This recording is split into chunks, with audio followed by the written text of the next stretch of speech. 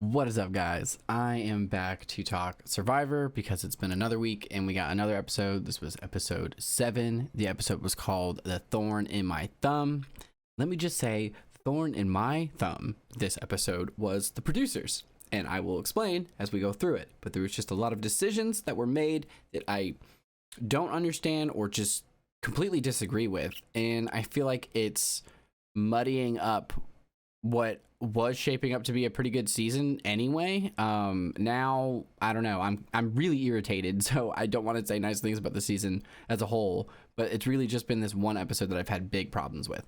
So let's just jump in. I'll get into it all. Like all episodes, we're starting with the post vote from the episode previously, where Caleb pulled a massive move playing his shot in the dark. He was safe, and Jay ended up going home. We get back to camp.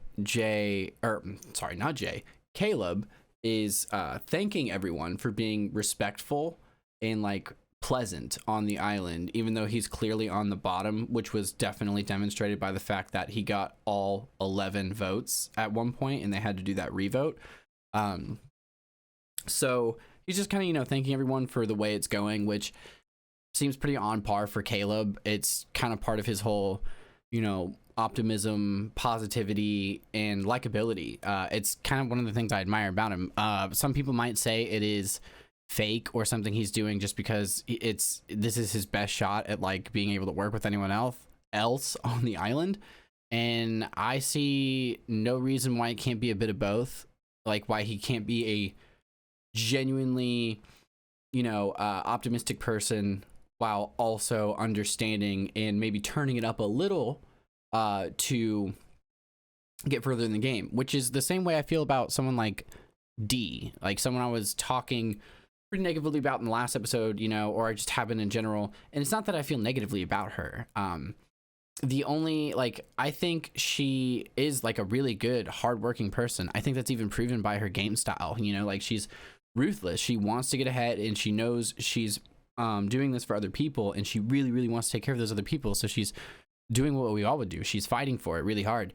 I just point out the hypocrisies, like I've said previously, because I find them a little entertaining, funny, but also interesting. These are like the moments that really make me think in Survivor.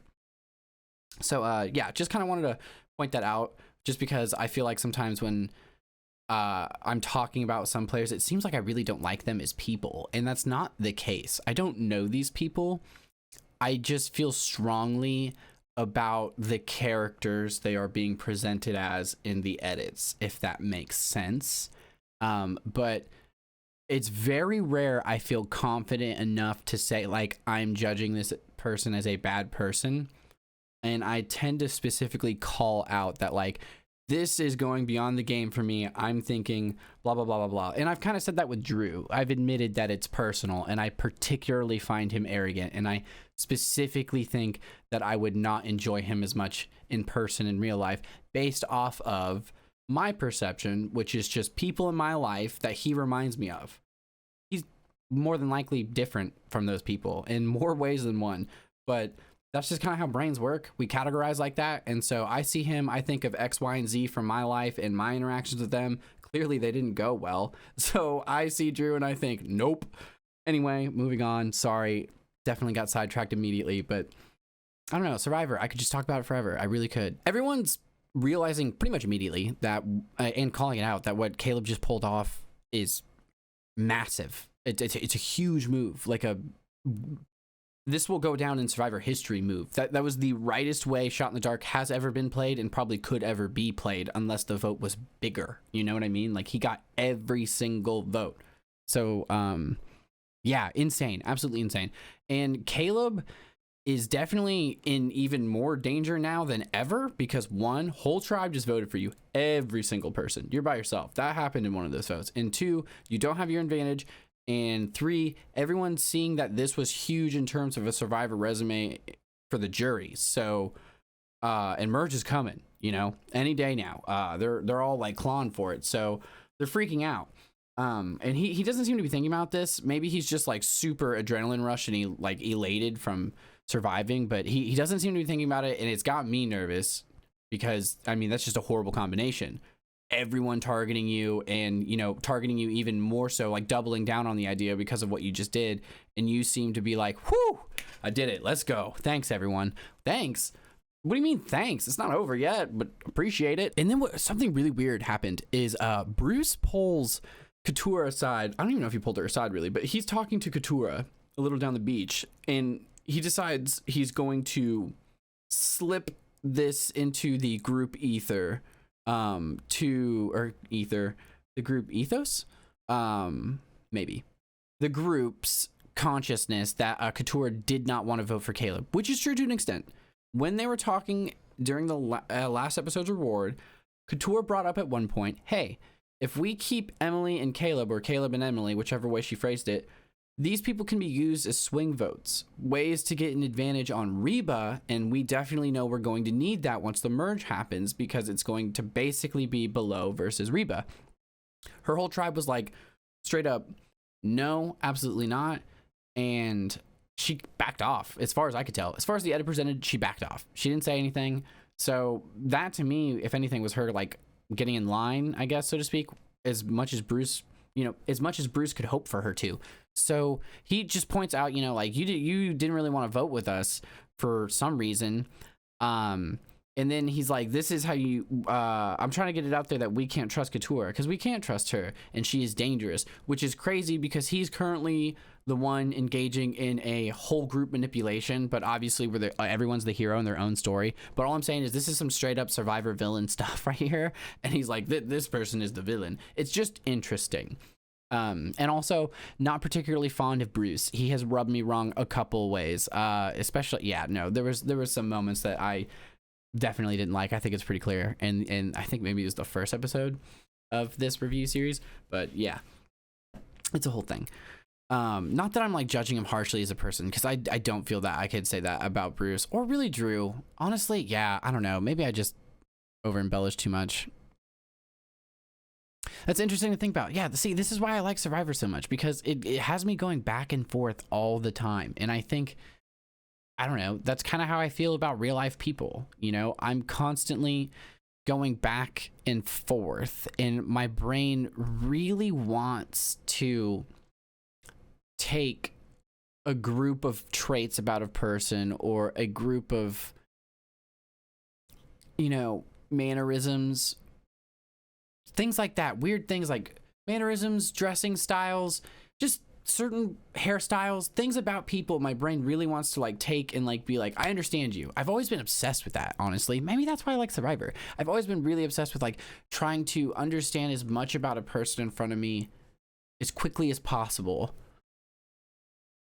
for like my own comfort, if that makes sense, because the less unknowns around me and the less unknowns I feel like are capable of happening from a person towards me, the safer I feel.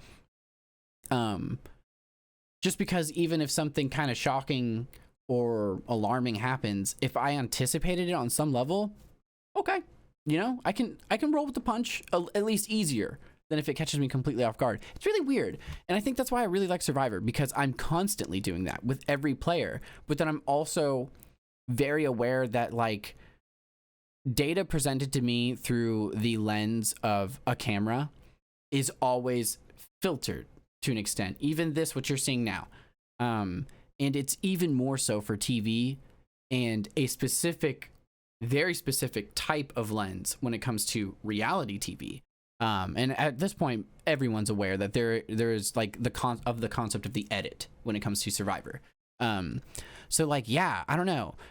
I think maybe that's why I find it so interesting, because it's a constant reminder that there is a very real flaw to this system, if not multiple flaws to my system and the inherent human brain system of like trying to sum up a person so quickly. And I think I benefit from that reminder, honestly. And it's a lesson that bears repeating, and maybe one day I'll completely learn it, but probably not while watching Survivor, because it's too fun. It's too fun to get invested emotionally in a character and then feel the betrayals with them, and that definitely fuels some of it for me. It's a whole thing. Moving on to the pre-challenge portion of the episode, Couture pretty much immediately goes to Caleb, and she's like trying to voice to him like, hey, I tried. I really tried to like not have the vote go your way, but it did, and so it went the way it went. And Caleb's actually pretty understanding of this. And she even kind of tries to really convey that like, hey, I still am open to working with you by saying like, by the way, it was Bruce that kind of spearheaded it, and he flipped on you almost instantly last time, which Caleb was already pretty aware of. Like he figured and was like pretty positive that's what's happening, but this is, I mean, he's getting that confirmation, which is not nothing. It really isn't. And I don't know. I think it seems like a olive branch sort of thing. But one thing I thought was interesting about this moment is, to me, it kind of let me see what type of player Couture is, and it's a type I admire, honestly. It reminds me of like a, kind of like a Sandra, where she wants to work with Caleb. She thinks Caleb is the best person to work for. She doesn't want to work with Bruce. She doesn't want Bruce in the game. But when she figured she couldn't save Caleb and the votes were going for Caleb, she knew she didn't want to be singled out as someone who voted against the tribe. You know, vote for anyone else when we were all supposed to vote Caleb. So she voted for Caleb. I get that. She's thinking pretty individually, probably more individually than some other people in the game are currently thinking. And I don't know. Somehow this open conversation about this whole situation made, and also very importantly, Caleb's reaction to the conversation made this event feel less backstabby, even though it was still at the end of the day kind of a backstabbing. And this is one of those other things that I find really interesting about Survivor. Like, I would call the situation treacherous behavior, you know, under slightly different circumstances. But this conversation, because we saw it, offers a completely different context of, like, I don't know. Like, I did what I had to do, and I respect that because we're playing this game. And maybe that only works because both players seem to have that understanding and agreement, unspoken or otherwise. But I don't know. It was really interesting to me. And it also kind of suggests to me that Couture is playing the game really hard, and she's like pretty good at it.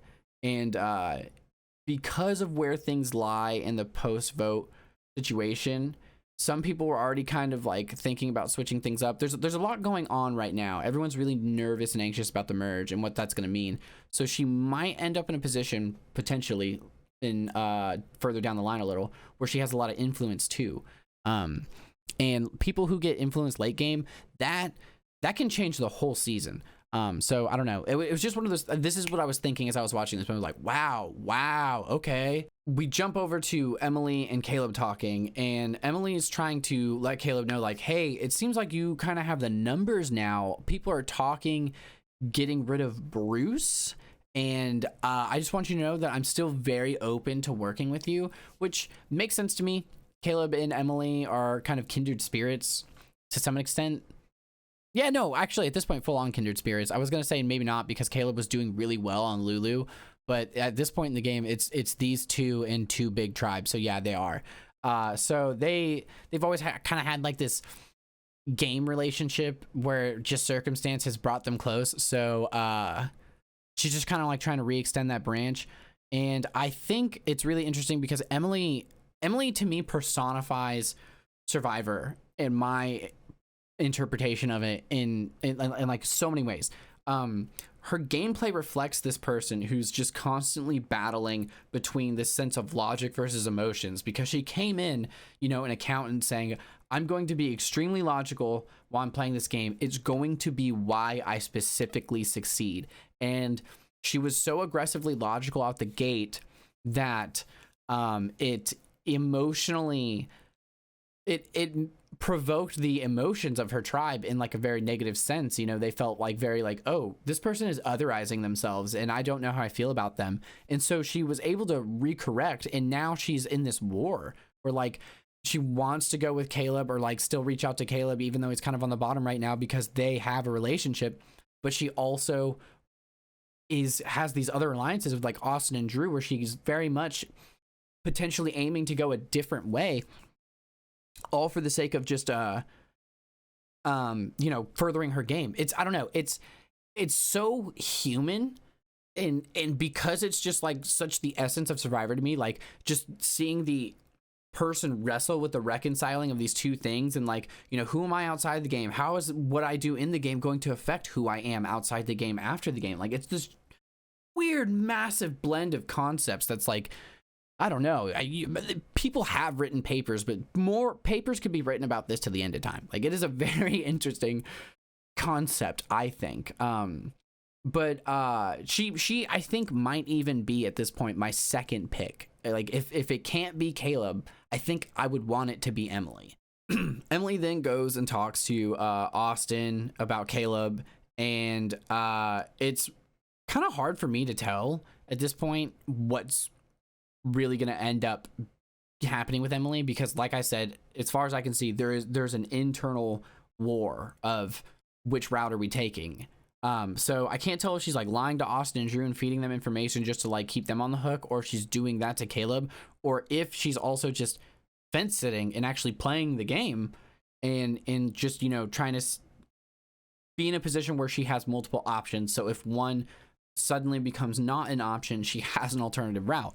It would be really cool if it's the third one, but I think she's so caught up in this personal journey, which I say caught up, but that's like one of the most rewarding parts of Survivor by and large from contestants over and over again. It's just like, so there's, I mean, it probably to some level is cope, but like a lot of players talk about how like they would not trade the experience for the world, even if like some of them are like okay with not even winning to an extent because of like the experience not winning offered them, you know what I mean, if that makes sense. I don't know, but like I said, could be cope, never know really at the end of the day. But I believe that I do believe this game changes people. I believe any reality, I believe anyone going on any reality show, seeing their person's actions edited in any way is going to impact them probably in the way they behave, probably. It might not be for better. It could even make things worse, but I don't see a way of doing that. I'm affected by even editing these videos. I hate it, dude. Like, I don't know. I don't know why I do. I enjoy the process of editing, but I really don't enjoy, I pick me apart. And I mean physically, like not even like, well, socially too, but like I just do it in general. But I do enjoy making content. It's a war. It's a war. God, you know, it always comes back to that. That's really all it is. We're just watching ourselves, you know, parts of ourselves on a TV show, or like, you know, that's what, like, I'm relating to things I see in myself. I'm not liking things that I probably on some level see in myself or recognize in my past self that I hope is truly gone. Whatever it is, like, it's just all a reflection. I don't know. And Survivor makes me think about this stuff. No other TV show actually makes me confront these things about projection or the concept of judging people, or, you know, what it really means to know someone. Like, no other show really makes me think about that actively in my mind, in my life. It just usually in the context of the show, and it's probably going to be on a more surface level. Maybe that I'll connect that dot later if a character reminds me of someone directly in my life, but I don't know. This is why I like Survivor. It really makes me think about the human experience, and specifically my experience and how I'm participating in it or not. Then Caleb tries to like gauge where things are at with Bruce by talking to Jake. So he's talking to Jake, and Jake tells Caleb to talk to Bruce because Jake really wants to work with him. And this confused me. I don't know why Jake can't talk to Bruce. I don't know if he feels like he already talked to him and it didn't work, and so it's just never, he can't ever bring it up again. Or if he, like, I also don't understand why Jake couldn't just say, fuck Bruce, I'll just go work with Caleb. And it becomes a little clearer later. I think what it ultimately ended up being, honestly, is everyone's thinking merge, and the two big tribes, Reba and Below, are really focused on this whole, we can't lose a single member, because as soon as that merge happens, it's going to be Below versus Reba, and that's probably what's actually going to happen because both sides keep talking about it. Although both sides always talk about that, and then someone ends up on the bottom. Yeah, no, I mean, this is just Survivor. So Caleb decides to actually go try and patch things up with Bruce, but Bruce just kind of finds Caleb manipulative. He's like, he has a quick aside right before it happens, and he's like saying how he finds Caleb just super manipulative with the positivity, with the optimism, with the, you know, openness to connect, and you know, maybe he's turning it up a little, but it seems genuine to me, like pretty freaking genuine. The guy's going through it. The guy is keeping it up 24/7 on an island where he's getting progressively hungrier and people are notoriously getting crankier, and somehow he's maintaining. I would say on some level that has to be genuine. I couldn't keep it up. But anyway, he also is super glad that Caleb was humbled by the 11's votes towards him, because he thinks he really needed that. And Bruce saying that a person needs to be humbled, hilarious. The producers immediately cut from Bruce saying that to him giving Caleb an analogy where Bruce is the quarterback, and it's all about falling in line and shutting up, basically. Like he just wants to be the unchecked leader with absolutely zero threats around. And I mean, I guess you could maybe forgive him for the specific quarterback analogy, because there was talk of football just before this when him and Sifu were like wrestling around or something. I don't know. It was weird. But no matter what, that analogy was going to be Bruce in a leader position and everyone else shutting up and listening to him, and there being no arguments with what that person says in that position. Like, it could have been CEO, it could have been president, it could have been, you know, foreman at a construction site. It could have been whatever the hell he said. It would have always ended the same way. So yeah, that talk didn't really go well. Not at all. Bruce probably feels fine enough about it, I guess. I don't know. It doesn't really seem like he wants to work with Caleb anymore after it. It just looked like he was enjoying dadding someone for a moment on the island. And then Caleb obviously bit his tongue through all of it because he was really trying. But if anything, walked away from the conversation more socially opposed to Bruce than he was before he went in. Then Kelly talks to Bruce about the Couture situation where he like pulled her on the beach, and she's just like, hey, I get you want to talk to like below members, but like maybe don't do any of that weird, you know, are you below enough questions or whatever in front of everyone else again, because he did that question in front of like not just below tribe, but like everyone else, which Couture called him out for right away. Which was like really good on her part. Like, she sees straight through him in a way that's so amazing. I can't even imagine how frustrated this woman is, because no one has listened to her the entire time. And since like day 1 or 2, she's been like, Bruce is a jerk. And everyone's like, Bruce is the best. And she's like, oh God. And she's even been smart enough to keep it under wraps enough somehow to like, I mean, her tribe is aware of the issue, but it's not like so unbearable that they're like, dude, Couture's got to go. She just won't lay off of it. You know what I mean? Because that's happened in the past. She has not been that person. Like, she's playing this game well. Bruce explains that the whole reason the Couture thing happened is just because he's so honest, and he plays the game so honestly, which is giving Dragon Slayer vibes. And I can't imagine a person watching Dragon Slayer play Survivor, Coach, for those of you who don't know. I can't imagine someone who watched Coach play Survivor all the times he played and just thought like, I'm gonna do that. I should take that honesty thing. That worked out for him great. There was no hypocrisies. He definitely played a good, clean, honest game. Like, I don't even understand why you would set yourself up and say, I'm going to play an honest game. No, you're not. Why would you even say that? No one is. And like, now, like, I don't know.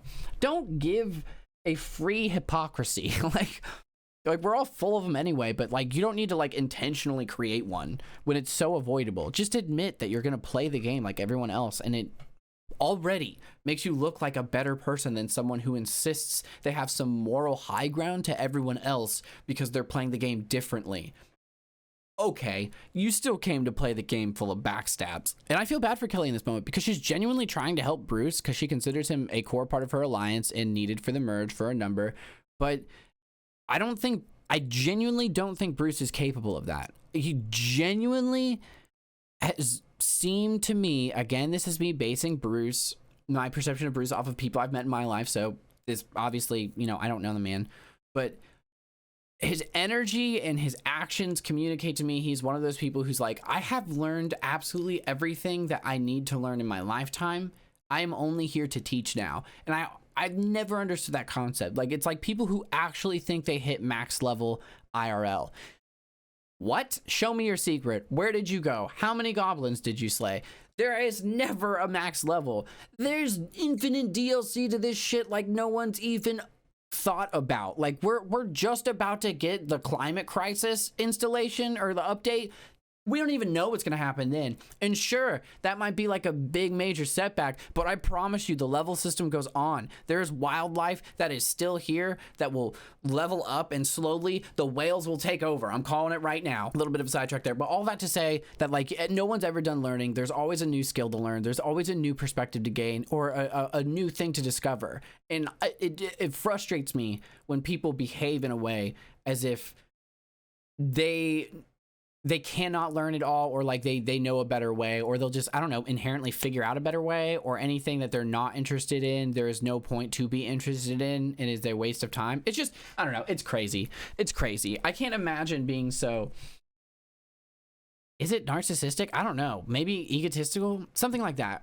I can't imagine being so sure of my own life path that is also full of mistakes like everyone else's, that I give up on learning. Anyway, so after this, Bruce moves on to who he thinks in the tribe needs to go, and I mean the below tribe, the members of their core group that he is not happy with, which is weird. Everyone's talking about the merge and getting prepared for the merge, and Bruce is talking about the people who are threatening his leadership within his own little group. I don't know. It seems like it's a bold move, Cotton. Let's see how it works out for him. You know, so he points out that Katura and Kendra seemed really happy that Caleb was still around. I don't remember, honestly. Katura probably was. I believe that. I don't know. I don't know. Bruce is really good at reading people. I will say that. This man is pretty keenly aware of what's going on at all times, and he seems to have a very good idea of how, like, he knows the people that don't like him. He can tell.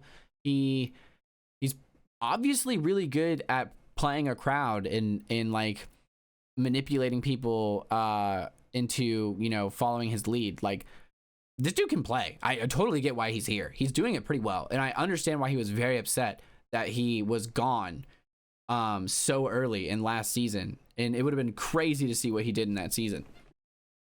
I can't even imagine.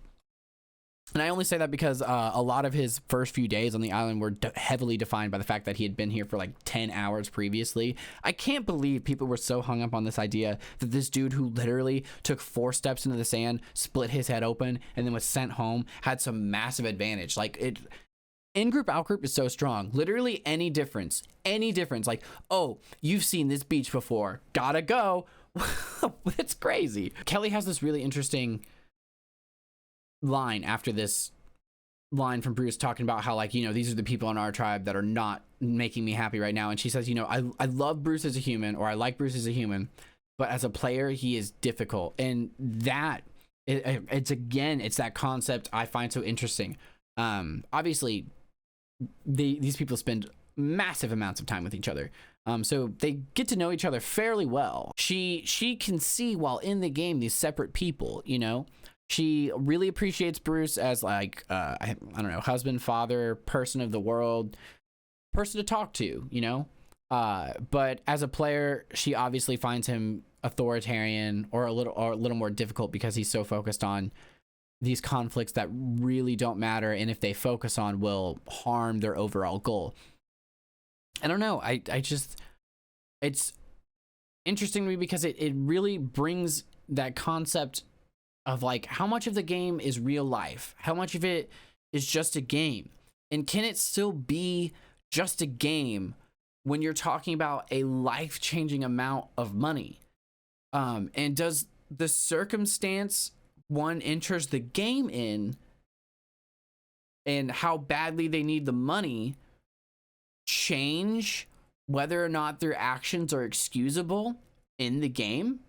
You know, like, these are all questions that I end up asking myself often when watching a game, because I will notice that I find something less bad from one player, and I will find it a little more bad from others, or like even across seasons. And it really makes me question, why do I feel this way? what is it about these situations or these edits that's making it seem justified in my mind here, but inexcusable here? I don't know. I can't get enough of that feeling though, that like, ooh, what is that? Why? And it is a little uncomfortable to like feel like I might be thinking wrong or I might feel wrongly about something, but it's that idea that like I'm never gonna know everything. I'm always gonna keep learning, you know, like there's always going to be questions. I'm always going to have to recalibrate, and I'm always going to have to make sure I'm trying to keep perspective of whatever it is, you know, whether it's watching Survivor or in my real life. And I don't know, like I said, I really like that this show is a reminder of that. I'm sorry I keep hammering on that this episode, but I just kept thinking about that a lot while watching this episode. It was on my mind the whole time. We get to a point after that where Kelly and Jake decide to kind of address the issue boiling up that is Bruce in his like inner targeting of people and kind of divide of the tribe. And Jake is right here is where he admits, and this kind of gives context to his previous conversation with Caleb, that he is focused on this Bello v Reba. He knows it's coming. He thinks it's very important that every single member of Bello makes it to the merge, is not let go of until Reba is dealt with. And I don't think it's going to work, because that plan involves keeping Caleb and getting Bruce on board with keeping Caleb. I don't think Bruce is going to take that idea, because it wasn't Bruce's idea. If they could have somehow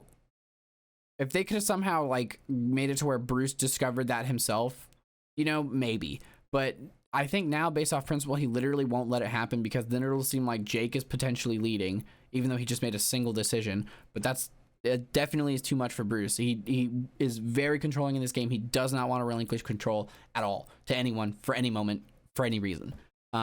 So I don't think he's ever going to commit to that idea personally. At this point, we're at the challenge, and it was a challenge we've seen before. It was the one where they, you know, they have the big poles with like the footholds, and you just kind of hang on to the pole as long as you can. Last person to fall off wins. And I was really surprised to see this one again, because there's been, I know they had never announced that they officially cut it, but I thought they cut this challenge from the table, because there's been lots of instances where like people fell from a little further up the pole, and they like, you know, kneed themselves in the face or like messed up their foot and like kind of limped off for a second. I just figured they'd kind of get rid of it, just because it runs too high of a risk of people getting injured to a point where they have to be removed from the game. And even though every challenge comes with a risk of being hurt, it seems there are cases where they decide that it runs too high of a risk of someone being hurt to a point where they gotta go. And that's also bad for the show. So even for like the interest of the show, I would think you would want to get rid of this, but they didn't. So this is the challenge. And immediately going in, my prediction was, I have no way of proving this, since I've obviously already watched the episode at this point, but I knew going in, because I take my notes throughout the episode live, that, you know, smaller people usually win this challenge, which is obvious, because it's holding up your entire body weight. As a small person myself, I've always been able to do it seemingly longer than other people around me. I don't really understand that, because I feel like there should be a point of muscles where it's like proportional, but then I guess you run into that situation where muscle weighs 3 times more than fat or something like that. Like, yeah, like the same amount. So like maybe that's the problem. I don't know. I don't really get it, but like the bigger you are and like the taller you are, the harder it is to do that. So yeah. And so my prediction straight off the rip was Kelly, because Kelly's like super fit. She's really small. And I was like, yeah, this is your challenge. Like, you got this. And then we find out there's a twist. They're going to do 2 groups of 6, and the last standing person on each tribe will both be immune, and there's 2 immunity necklaces. And this was one of those things where I couldn't figure out why they did this. Like, my first thought was, is this just a twist for the sake of a twist?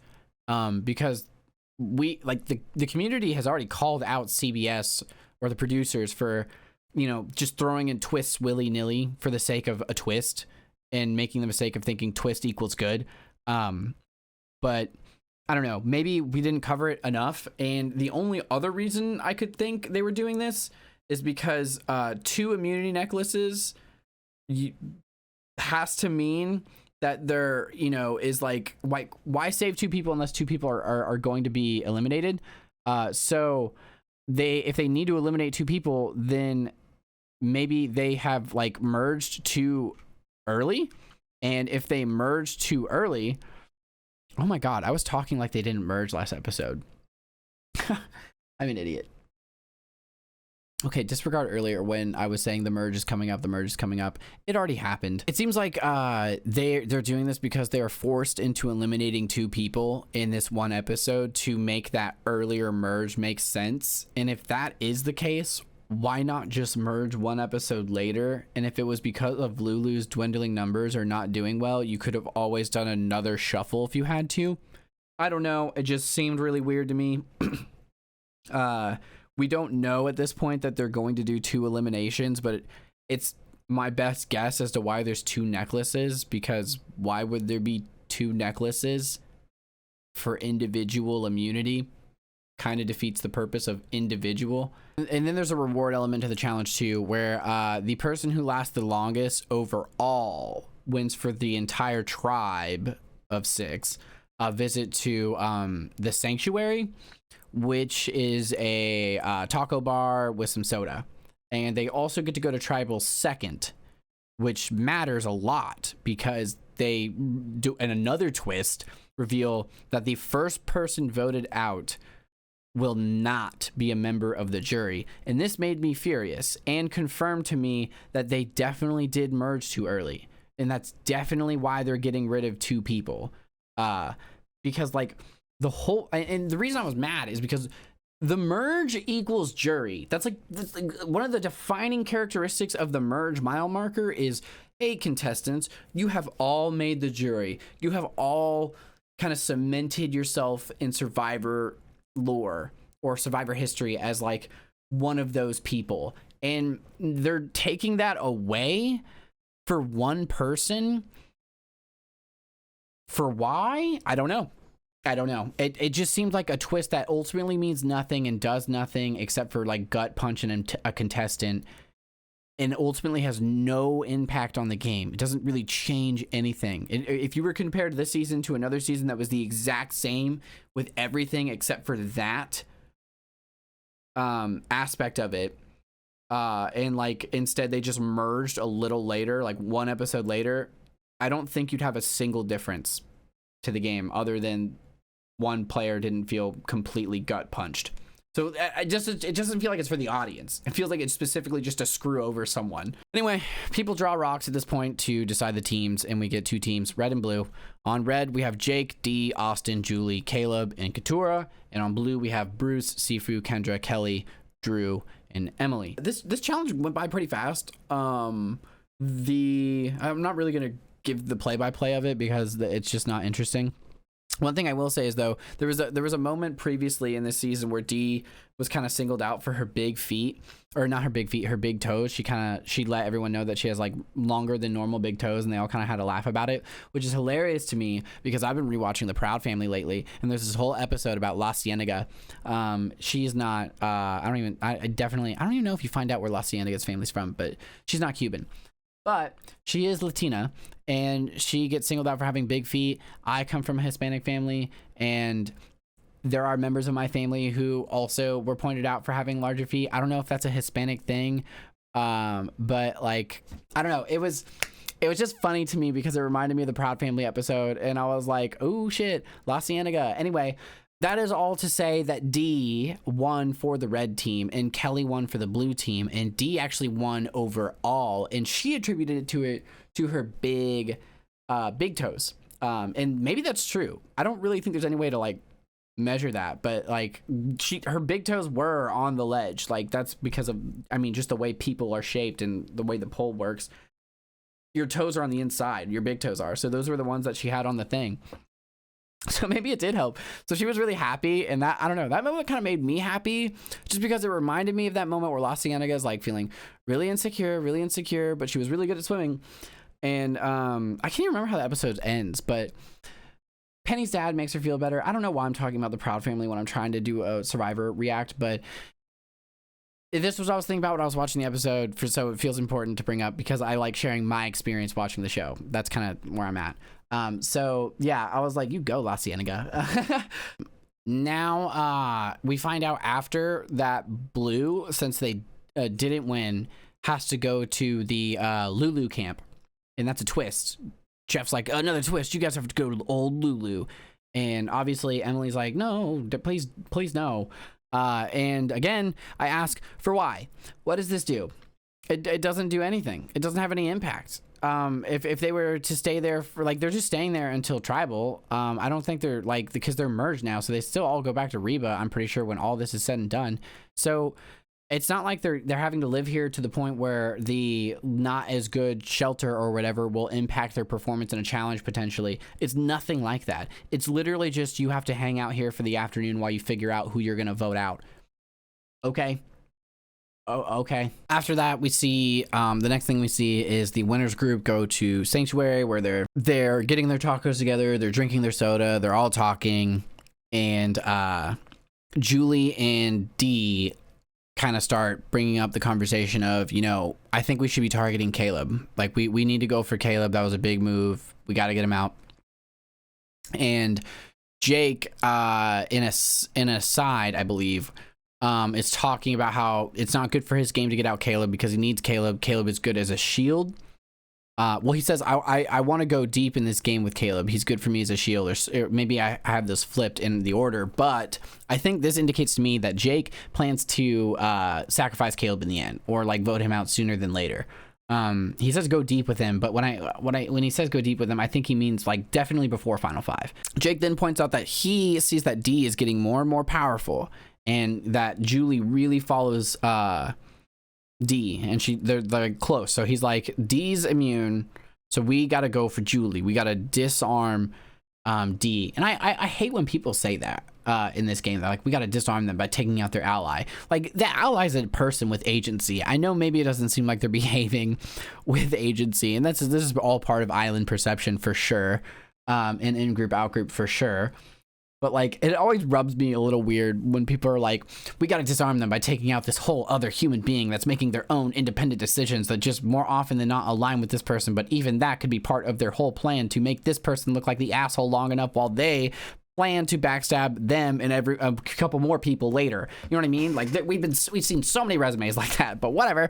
Then we get a clip of Austin and Dee talking. Obviously, Dee is pushing Caleb really hard. She's like, we got to get Caleb. This is for sure what's going to happen. And Austin's like, I'm down for whatever. He doesn't really seem to care. So at this point, it seems like Sanctuary is aligning against Caleb for the most part. We have one person, Jake, that isn't necessarily cool with that, and everyone else is more or less fine with it. Although it is interesting because while Austin says he's down for whatever and will vote Caleb, he does point out to Dee, he's just like, oh, hey, heads up though, after you winning this challenge today and like, I don't know, just a couple other things, people are noticing that you're a powerful figure in the game. Like, your power level's rising. He says something like that in the game, and we may want to keep Caleb because he's a decent shield. It could be a good idea for us. Always coming back to the idea of like, well, nobody likes Caleb, so let's keep Caleb. This is where Dee again messes up to me, or messes up in my opinion. And I pointed this out last episode when she had like a visceral reaction to Caleb just holding the mirror up to her. And she kind of admits this vote is like 10,000% personal. It's all because he singled her out, and he's got to go because he singled her out. And I think that's dumb because it doesn't make sense, because one of her biggest justifications for the reason they need to vote Caleb out is because everyone tried to vote Caleb out and they weren't able to do it. So we must do it. We must finish the task of voting Caleb out.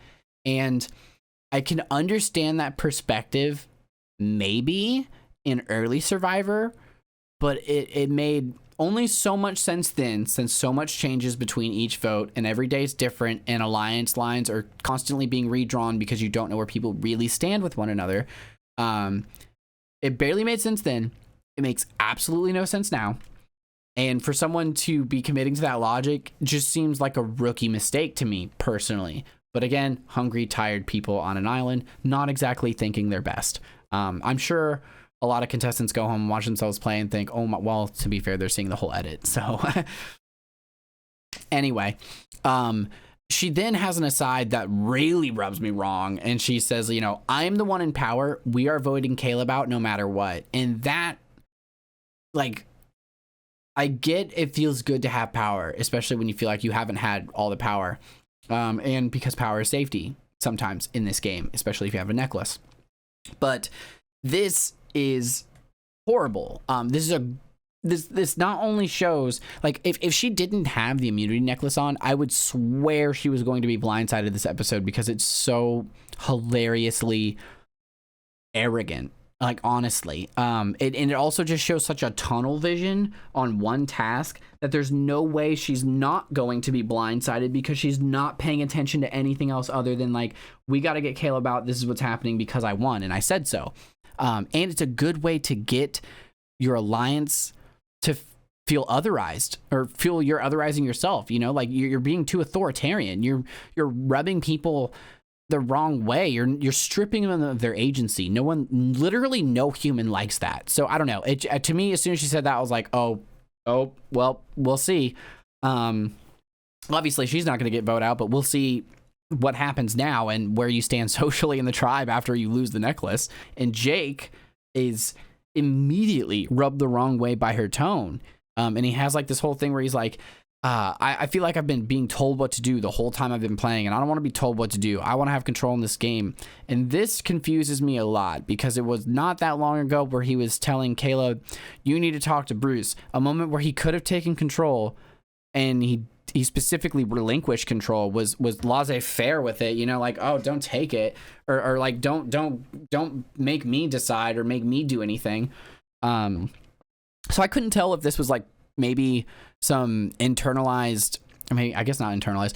I couldn't tell if this was just, like, societal sexism / misogyny, you know, that just kind of exists on a base level in a lot of us, or if this was him actively realizing how passive his gameplay has been up to this point, and this is, like, the moment that he wants to specifically take control, because he's like, oh, I've been being really passive, time to actually fix that. Or if all of that was calculated, like, if he was specifically flying under the radar until this moment and he feels he must be more active now. I don't know. It's impossible to say.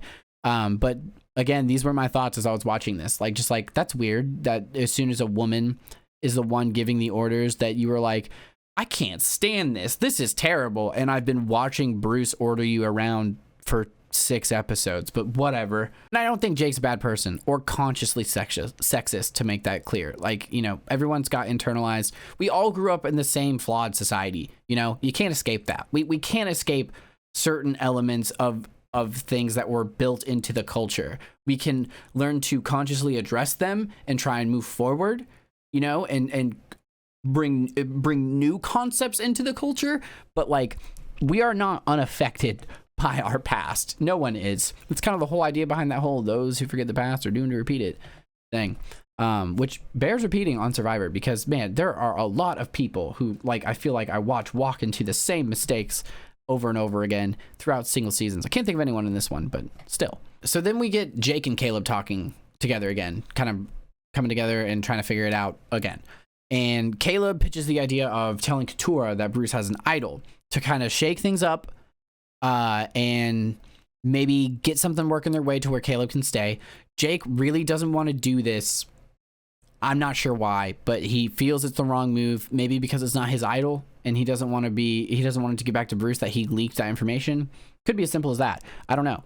And then Caleb kind of points out, and I think this is spot on personally.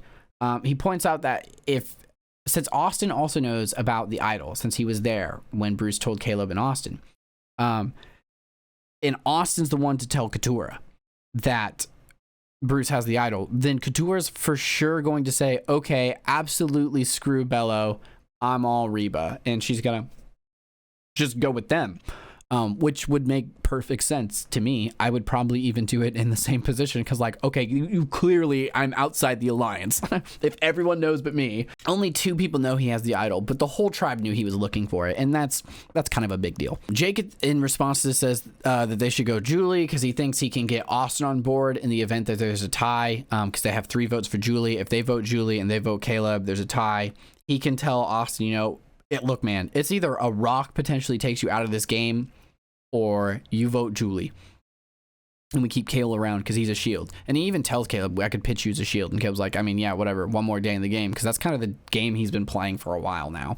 Then in a crazy twist, an actual twist, Caleb tells Katurah about Bruce's idol anyway. And Katurah calls out immediately because she's sharp as a freaking tack, dude. She's like, okay, so you guys have known about this since you guys left that island, but I'm just now finding out. And Caleb like apologizes and is like, I'm really sorry. It's just kind of the way things shook out. I wasn't really fully at liberty to share, or whatever he says. He tries to, you know, patch over that lying by omission. And honestly, she still seems on board, like not happy about it and definitely noting it. But she's like, okay, well, all right. And at this point, I'm really wondering what's going to happen between Caleb and Jake, because Jake like specifically voiced that he was not super into this. And it made me wonder if Caleb was going like full playing my own game at this point. Like, okay, you know what? I'm going to have to start kind of playing everyone in a way. I'm going to have to start kind of like lying to everyone in a way, and fence sitting in a lot of ways, because, I need to get me forward. So I thought maybe he was like, if I can't make it work with Jake, I'm going to make it work with Katurah. Or if maybe this was just like personal with Bruce, and like Katurah doesn't like Bruce. She needs to know he has an idol because I want to get Bruce out too. We got to make this work. Either way, it's definitely a riskier way to play than Caleb's been playing up until this point, but it is post-merge. People, this is when the fire turns up, you know? Then we get Jake and Katurah talking, and oh man, Jake talks about, you know, his disarming D theory and like getting Julie out, and then Katurah likes that plan, and she's definitely open to it because she wants to keep Caleb, much like Jake, and but I don't think for the same reason, but maybe. But she's interested in keeping Jake, so she's like, yeah, and especially because if we keep Caleb around, then Bruce will be so focused on Caleb he won't be targeting me. Okay, yeah, I guess it's essentially the same thing. Man, everyone wants Caleb as a shield. That's rough. Katurah then confronts Jake about Bruce, and she's like, what do you want to tell me about Bruce? And Bruce confesses about the idol and how they found it, and Katurah, sharp as a tack, is like, wait, so when you dropped your ring and you all were searching for your ring, you were searching for the idol? And he admits, like, yeah, the entire tribe lied to your face directly about it. And she seems really upset by this, probably because it was Jake's face that did the lying. It was his mouth hole that the words came from, you know, like my ring, like that's pretty bad. But somehow she still seems willing to work with Jake, and I think it's purely just to keep Caleb for the sake of protecting her from Bruce. But she definitely does admit to considering the idea of flipping on the entire alliance, quote unquote, because they clearly have counted her out and did not want her to even know about the potential of an advantage for their entire tribe. That's pretty wild and direct. That's about as direct as it gets. She is on the bottom of below. And I think she's known for a while now. Now we're done at Sanctuary. We move over to Lulu Beach. And the first thing we see is Drew and Bruce talking. And I said Drew and Bruce talking. And this moment makes me laugh pretty hard. Drew wants to target Sifu, but says he's willing to vote for anyone so long as it's not him, taking that Sandra approach, always a smart approach. And it makes me laugh immediately because Drew has been very anti compromises or going other ways. He's been very like my way or the highway every time that Austin's been around with him. But now that he's in this situation where he's split, it's two separate tribals and there's two separate tribes and they are not on the same tribe, he is very open to connecting and compromising and voting whichever way. And I don't know, it just made me laugh just because I was like, man, it's funny how it's funny how all of a sudden you're willing to entertain some ideas when you no longer have such a sure path forward. And then Drew has this interesting moment where in an aside, he's like, I'd actually rather get Bruce out, but you know, I can't really do that right now because in this current little split that I'm in, below has more power. So if I try to get a movement against Bruce, I'll probably just get pinched off, which is, again, smart. I've never said Drew wasn't smart. I just don't know about the smartest claim, and I really don't like the way the claim was made. Drew also forgot his safety without power advantage in his bag before the challenge, which is totally fair. I mean, why would you bring an advantage to a challenge? I guess that's the twist of going to Lulu, is if they left their advantage. That is the only, oh my God, that's the only way that impacts anything. I didn't even realize how it fully impacted the game until doing this breakdown. Okay, that's a pretty niche, but okay. Then we have Kendra and Drew talking. Kendra says that she wants to get Bruce out. So at this point, we've got Emily, Kendra, Sifu, and Drew have all said, you know, let's get Bruce. So that's 4 Bruce votes. You know, it's not looking good for Bruce. I couldn't fully understand where all this came from in terms of like Kendra and a couple other people, but people turned on Bruce on a dime. Like they just decided, woke up one day and were like, okay, no more Bruce. We're done with Bruce. We go back to a conversation with Kelly and Bruce again. And this is another one of those moments where Bruce shows that he has a keen mind when it comes to picking up on people's energy or just reading them in any way. He is talking to Kelly and he's like, at this point, I'm pretty sure Kendra's targeting me. And she's like, wait, you really think so? And he's like, oh yeah, for sure. And he's spot on. Bruce, he can read people, man. Kelly seems pretty committed to keeping Bruce at this point, like hard set on that. And she decides that she is going to go try and repair the bridge between Kendra and Bruce. So she just kind of walks off to do that. Before we see that, though, we get a brief conversation between Emily and Sifu, where Sifu is just confessing that he's like, I'm pretty sure they're coming for me. I'm pretty sure it's going to be me because I am a threat. And I'm not 100% sure what he bases this on, but he's spot on. So he's also like pretty good at like, I don't know what that element of the island is where like the wind changes and all of a sudden people are like, it's me today. But like sometimes people just know. I will never understand that. Then we get the Kendra Kelly conversation. And Kelly is emphasizing that, you know, Bruce is below numbers. And even more than that, he's a shield for both of them. And they really need not only the numbers for the Reba Bella war, but also like she insists no one will want to take Bruce to the end. And so he's a great person to keep around because he's an easy vote out when there's fewer people left, which makes no sense to me because historically, if there's someone that no one actually likes or enjoys being around, that's the perfect person to bring to the end. They called that a GOAT contestant, you know, in previous seasons. Have you ever heard of that? Like, that's like an old Survivor thing. I know they don't say it as much anymore, but like, been there, done that, man. Like, Kelly pitches Sifu on the basis that he's just a completely unpredictable jury vote.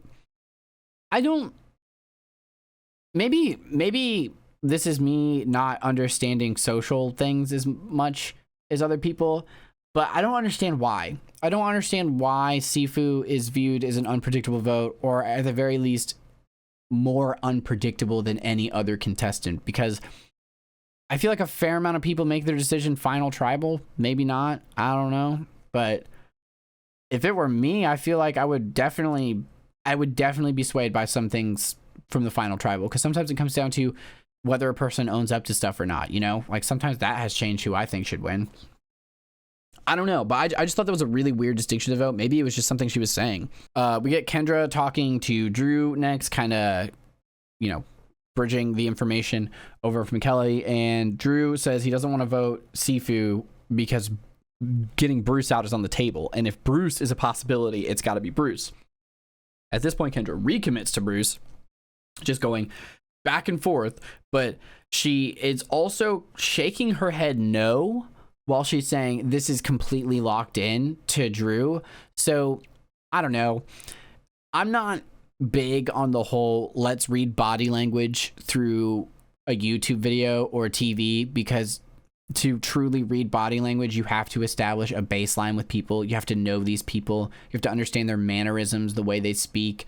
And you literally have to ask baseline questions, and several of them, to establish that baseline behavior.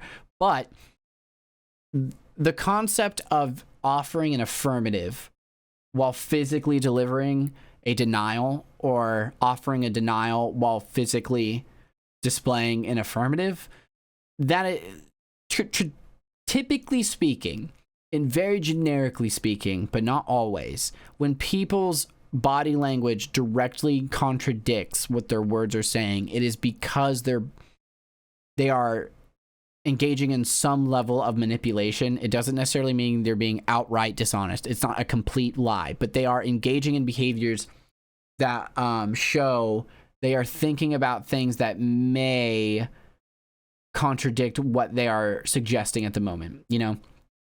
Like their mind and body are out of sync, and that typically only happens when people are thinking a little harder about what they're saying than they usually do, typically when they're being honest. So it's not to say that this is like, oh, I knew she was lying. It's just to say that, like, I definitely noticed she was shaking her head no, and it didn't make me feel like she was like, it wouldn't have made me feel comforted. Like, this is for sure locked in. Why are you shaking your head no? That's like what someone does when they're sarcastic. You know what I mean? Like, oh yeah, I love this. So like, to do it subconsciously makes me think it's the same energy, but it's not always. Anyway, this is a really interesting moment because Drew's just able to pull Kendra back onto the fence. So she's up in the air again. We don't really know what's going to happen. And Bruce at this point is talking to Kelly, and he says that he's going to play his idol that he's got for sure because he thinks he needs it tonight. Kelly is insisting that he doesn't really need it, and it's probably going to be a waste, and it's a really bad idea. And then we find out that the reason she's probably saying that because she admits to Kendra she's even on the fence, and she's considering getting out Bruce now. So at this point, we have a bunch of people who haven't decided anything. And now it's time for the first tribal. The first tribal is the blue tribe from the challenge, and it's shaped up to be Bruce versus Sifu. One of these two is going home. Sifu is pretty open about the fact that he feels like he's on the chopping block. Bruce kind of says he feels the same, but implies that, you know, it's all about the trust and connections you've made, and that he feels safe to some degree, or safe enough because of the trust and connections he's built and made. And Sifu at this point just directly calls out, safe as you can feel, we all know that this is a Bello versus Reba, and that there are some heavy lines of division on this tribe, both this mini one and the greater one as a whole. And the way he was phrasing things really seemed like he was trying to expose, if not exploit, tribal cracks or fractures. But everyone, the tribals were really brief. They kind of hauled through them since they had to do two this week. But everyone seemed to be offering very safe answers. Everyone was playing their cards very close to the chest. These are definitely more seasoned players at this point, because everyone always starts out so open and telling Jeff everything. I think I would probably do the same, but I think they get so excited that it's for real Jeff probes, and they're really at tribal to some degree, that they just get really caught up and they answer honestly, even though they're answering about people right next to them. And as the season goes on, they all grow to hate tribal council so much, and just groan at the very concept of it, that like Jeff asks them questions. They're like, perhaps Jeffrey, perhaps not though. Like no one wants to say anything that could change the vote to them all of a sudden, because at this point everyone's played for so long, they'll just look at each other like, and the vote will change. Pretty much right after that, we go to the vote. And Bruce decides ultimately to not play his idol. I didn't think Kelly talked about it, but yeah, he didn't play it, and he ends up being right, because the final vote, or at least the votes that we saw, Bruce only got one vote. Sifu got 4. Sifu's voted out, and I just really wanted to point out, I love the way Sifu handled it, because it was just like his gameplay. He takes it in full stride. He's got a smile on his face. He thanks everyone for the experience, for sharing it with him, for, you know, talking with him and playing with him, everything. And I don't know, Sifu might be a little quirky and weird and awkward, but I feel like he's one of those people. He's just truly pleasant. And I feel like he deserved more. Like, he should have made the jury, because Sifu's the one who doesn't make the jury now. And I don't know. It just rubbed me wrong. I feel like he got screwed over, and it bums me because he's one of those people that truly seems to genuinely try and make the best out of everything. And he's just so happy and appreciative of seemingly every moment. And that's so beautiful and something that I struggle with so much and constantly trying to remind myself of. So I don't know. It was cool to see someone like that just out there. It's kind of the same way I felt watching Carolyn last season. Like, just like watching someone live the crap out of their life, dude. Like, oh man, I don't know. Those people make me happy, just like vicariously. Anyway, after this, we have the second tribal council. Big twist. Red team goes to tribal, and this tribal seems to be Caleb or Julie is how it's played out. So D has this really ironic quote where she's like, you know, whoever makes it after this vote, we are a family, all of us, the whole merged tribe.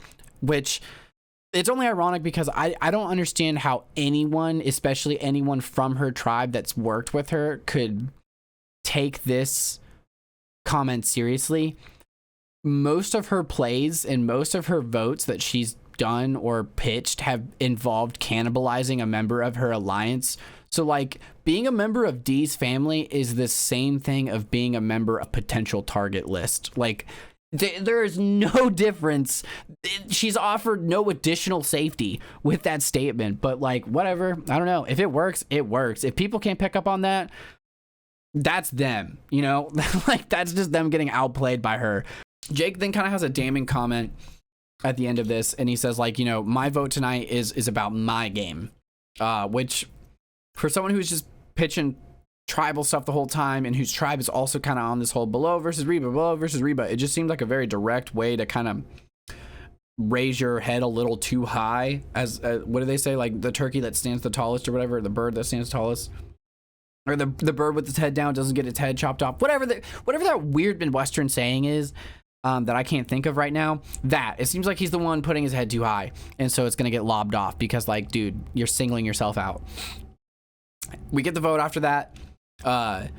Julie got 2 votes and Caleb got 4. So Katurah turned her back on Caleb. She decided not to go for Caleb and stuck with the votes, definitely showing that, you know, individual game. Caleb takes this vote really heavy. Little interesting to me. The last time Katurah voted against him, it was totally cool. Bygones be bygones. Now it makes it seem like that was just because Caleb survived the vote. And this time he's like, they have like a whole moment where she won't look at him and he's like looking at her for a moment. He's like, wow, really? And I don't know. I just thought that was weird. It was another one of those moments where I was like, yeah, like this felt like a betrayal. Why didn't the last one feel like a betrayal, but this one feels like a betrayal? And it's probably at this point just because I wanted Caleb to win. And so I'm sympathizing with him the most. Like consciously, or empathizing. Anyway, Jake admits that he backed Caleb for the Julie vote immediately to Julie, and he's like, we can talk about it later, which, I mean, honest, you know, honorable, sure, probably gonna get figured out anyway, maybe, but also, again, singling yourself out. It does not look good for Jake. And, you know, Caleb took it hard, but he ultimately remained positive towards the players, and he was like, thank you for everyone. And I think that's cool. I think that's really cool that, like, more often than not, when people get voted out in Survivor, they're really cool about it. Like, they're bummed, obviously. Some of them are devastated even. But it's so rare that someone's, like, angry or nasty to people that voted them out, because they all understand at the end of the day, I was planning to do this to someone else, you know? Or at least I think that's what it is. And so I don't know. I just really appreciate the sportsmanship that you get to see in Survivor in that aspect of it. And sometimes in the final tribal council, it depends. Sometimes the final tribal council is a bunch of people who are bitter, just bullying the crap out of the people who won. Sometimes it's people deservingly so criticizing some decisions or actions that were made during the game. This game is amazing. It can go so many different ways. Moving on to the conclusion, though, overall, this was like a really rough episode for me. Yeah, I don't know. Like, a lot of the twists didn't make sense. or the only way they make sense is in a very specific way, like if they merge too early. And how did that happen? How did you merge too early? Either merge one episode later, or like, did they plan on more people quitting or getting medevaced than one? Because one seems like a lot to plan on. I understand, like, you know, preparing for the possibility, but don't bank on it happening. Because what's the point? I don't know. The merge thing really bothered me. The merging early and getting rid of 2 people this round, and also like you don't get to make the jury, by the way, even though you made the merge. It just doesn't make any sense to me. That's probably why at the beginning of this I kept saying, you know, the merge is coming, because I know they're not at the jury people yet. Obviously, I'm also pretty upset after this episode because my pick Caleb went home. It's a good thing I like noticed this episode that Emily's probably my number 2, if not Caleb, but at the same time, not really. I'm such a sucker for an underdog story that I constantly am rooting for whoever I perceive to be the most underdog, barring, you know, I agree with them morally in throughout the edit. But it doesn't make for an easy viewing experience. Underdogs are known for being underdogs because they're set up to lose. And believe it or not, more often than not, they don't win. That's the way it goes. I do think ultimately the reason that Caleb went home is because Jake admitted to the whole tribe lying to Katurah. I think the fact that the only way to say Caleb was to go along with Jake, someone who had just admitted to, not only did the whole tribe lie to your face and count you out before any of this all started, I was the person who came up with and fronted the lie to your face. If maybe if it wouldn't have been him, maybe if it would have been someone else from Bello, it could have worked. But I think that ultimately is what had Katurah like, okay, I'm done here. I can't trust them. And it was, I don't know. It's a little ironic because Caleb only wanted to even loop Katurah in on the idol because he wanted Katurah to trust them. And that's ultimately what made her not trust Jake to the point of not going with his plan. I do still feel like it was probably the best thing Caleb could have done, though. I don't really know what else could have happened because everyone was still pretty hard set on getting him out for whatever reason. It didn't make much sense to me. Well, I guess it does and doesn't. I mean, it makes sense that they're so focused on him. I just don't understand. There's been so many times where people are like, I mean, he's an easy vote later. Let's blindside someone else now because everyone's going to expect us to go for Caleb. That's usually what happens in these events. And I was expecting someone to capitalize on that situation like they usually do, but no one did, which really speaks to the control that some of these players have over the situation. I'm pretty sure Jake's going to be on his way out next at this point. He's pretty singled out from his tribe in more ways than one.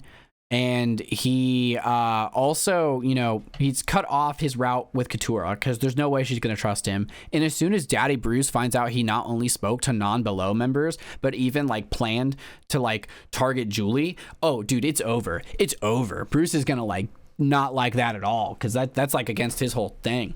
Plus, you know, Jake displayed independent thought. I don't know that that's going to run over well. So, yeah, I really think Jake is on the way out. And the last thing I will say is Sifu deserved better. I feel like Sifu or whoever would have been voted out first just got unnecessarily gut punched by the producers. That twist did not affect me at all, other than like make me question the time they merged. It literally, if anything, just made me feel worse about the producers. That was the only change. But for Sifu, it was a great emotional high of I made the merge as a dream come true to haha, just kidding, not really. Which just, why? I don't know. It was incredibly disappointing. And I just feel like it's a kick while someone's down. Someone who's already down for being the first person voted out pre-merge or post-merge. I don't know. So yeah, that was Survivor 45. Episode 7. I'm gonna keep doing this series as it comes out. I know these videos are really long and I'm super sorry. It's basically like a video podcast. I'm hoping Survivor heads will not mind that. Maybe they will. Maybe I'll have to figure out some way to cut it down. But I just have so many opinions. Anyways, I will see you later, Warehouse. Catch you on the flippity flip.